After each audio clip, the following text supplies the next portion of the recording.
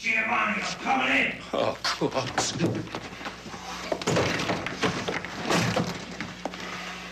Sure didn't waste any time, did you? That was some crummy way to behave. Well, that's the whole point. I don't get you. I don't understand you. How could you bring a broad to your own kid's christening? I knew exactly what I was doing. Yeah, everybody else did. You made everybody miserable. Fine. Fine. Mary was crying. Sister Mary Joel was crying. Jumbo, let me tell you something. Wait. Yeah. May Bryan was on the verge of tears, and I was so damn upset I almost was crying. Well, what the hell you want me to do, huh? I want you to get on the phone and apologize to Mary and call her and tell her you're coming uptown. You're gonna pick up her and the kid. You're gonna bring them back down here to live. Yeah, we'll all live happily ever after, huh? Nobody does that. Not all the time anyway. But you still got a chance to fix things. And you know that's what you want. You weren't kidding anybody. Running in there with that broad. I can't fix things, Jumbo. That's why I did what I did today, because I can't. I can't do that.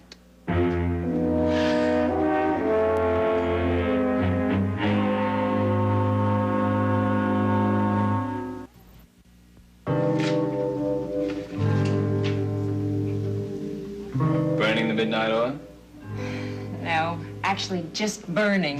It's the closest place I could find to cool off. I figured I couldn't reach you at home. That was quite a scene over at Ryan's. Tommy, I'm sorry. I had no idea. I thought as much. She looked pretty bewildered. Out of curiosity, what had Jack told you? It was very simple, actually. He said that some friends of his were throwing a christening party, would I like to go and then have dinner afterwards. I mean, could I figure it was his baby? Hardly. He didn't trouble to mention he was married? Divorced, or getting there anyway. Honestly, Tommy, I really didn't know what was going on. I mean, you must believe I wouldn't do something like that. I know you better. Yeah, I could kill him. The nerve that he has. He has that, all right. Well, I guess I've got my answer. I just wanted to check whether you and Finelli were united. I'd like to be able to reassure Mary. You know, everyone is so concerned about what Mary should and shouldn't know. It seems to me that's one lady that can take care of herself.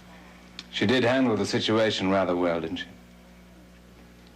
Would you be honest with me about something? How do you feel about her? I like her. Her family's been kind to me. Being with them's a little like home. I like her. I admire her. I hate to see her hurt this bad. I'd like to be able to offer her my support and friendship. Does that seem reasonable? I think that's nice. And about Jack and me, nothing was going on. He just asked me out, that's all. I thought he was cute, kind of sexy, so I went. And I felt a little guilty because he caught me doing some underground PR work that somebody said... Okay, I ruled the day. You know, I still don't get it, though. I mean, I don't know what he's after. Unless, of course, he just wants her family to, like, murder him. No, he's trying to make Mary miserable enough to leave him. Well, he's off to a nice start. You can fix it, Giovanni, and you damn well will. Haven't you done enough, Jumbo? I did what I did because you got Mary's hopes up again. And I'm gonna keep on doing it until she gives up. You don't make any sense. I make perfectly good sense, only you don't listen. If you listened in the first place, and instead of running and blabbing everything to Mary, I wouldn't have had to do what I had to do today. You think I enjoyed it? You think I enjoyed hurting her like that, huh? You think I got a big yuck out of it? I had to do the rottenest thing I could think of.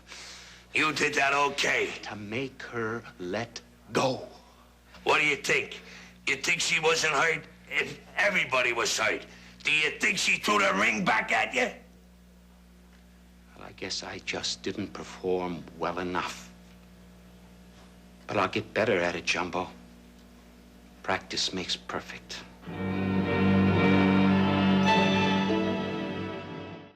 Tom, hi. Come in. Come on in. I know it's late, but I just had a conversation with Christine, and I think you ought to hear what she had to say. Christine. Oh, Christine. Is she a friend of yours? Yes. Now, listen, there never was and never will be anything between her and Jack. I asked specifically. You did?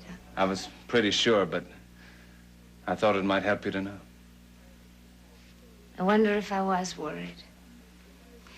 I didn't think so, but it feels curiously good to know for certain. I don't think Chris realized what she was walking herself into. She's a perfectly decent human being. In fact, she's mortified by the whole thing. Oh, I didn't blame her. It was obvious she didn't know what she was getting herself into. She looked absolutely wild at Jack. It'd be funny. If it didn't hurt so much. Oh, it got to me a little. But not enough for Jack's purposes. He's so transparent. So you guessed it was a ploy? And such a clumsy one at that. I'm a little surprised at Finelli. He ought to have been able to pull off something a little classier, wouldn't you think? Well, I think it goes to show what you've been saying all along. Which is? Well, he's a complicated guy and he's scared. You're nice to say that. The family's so down on him at the moment. How can they not be? Right, they're trying to protect their own. They're still down there raking him over the coals. Da's wild, of course, and Ma's just terribly disappointed. Maybe it's silly, but I didn't want Ryan to hear that kind of talk about her father. And I sure didn't need to hear it, so we took refuge up here. She went right to sleep. Maybe you'd rather be alone. Oh, no, Tom, really. I'm glad of the company. At least you seem to get the picture. It was awful. But it was just Jack being Jack, only more so. And it did hurt. He managed that, however badly. It hurt like hell. You know, I suspect it hurt him, too. Oh, yeah, I'm sure of that. Thought you didn't like Jack. I haven't liked his behavior, certainly not tonight. What he did was cruel and damn near unforgivable. But not quite. Well, that's up to you. But the fact that he did it so badly gives me a sense of where he's coming from. That and what you've told me about the two of you. As a scoundrel, he's strictly an amateur. The unfinished man in his pain brought face to face with his own clumsiness. That's right. What is it? It's a snippet of Yeats, slightly out of context. Whatever. It fits. I thought of it seeing him there tonight, trying to deal you a major blow and making a botch of it, because it's not in him. Exactly. So why should I give him what he wants when he doesn't really want it at all?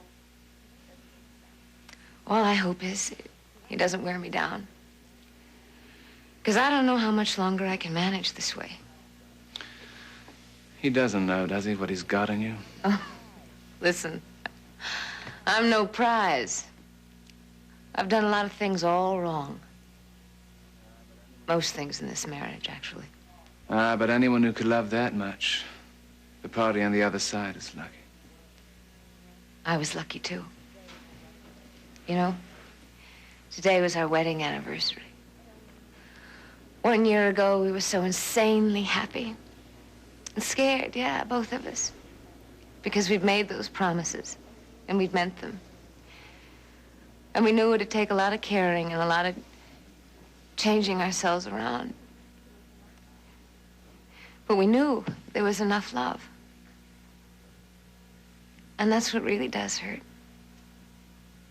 Jack's lying about it now, saying he never wanted any of it. Lying to himself. Maybe he will make me mad enough and hurt enough to let go. Maybe he'll be able to convince me that he never did love me. Or doesn't need me at all. Or that I don't need him. But he hasn't managed yet.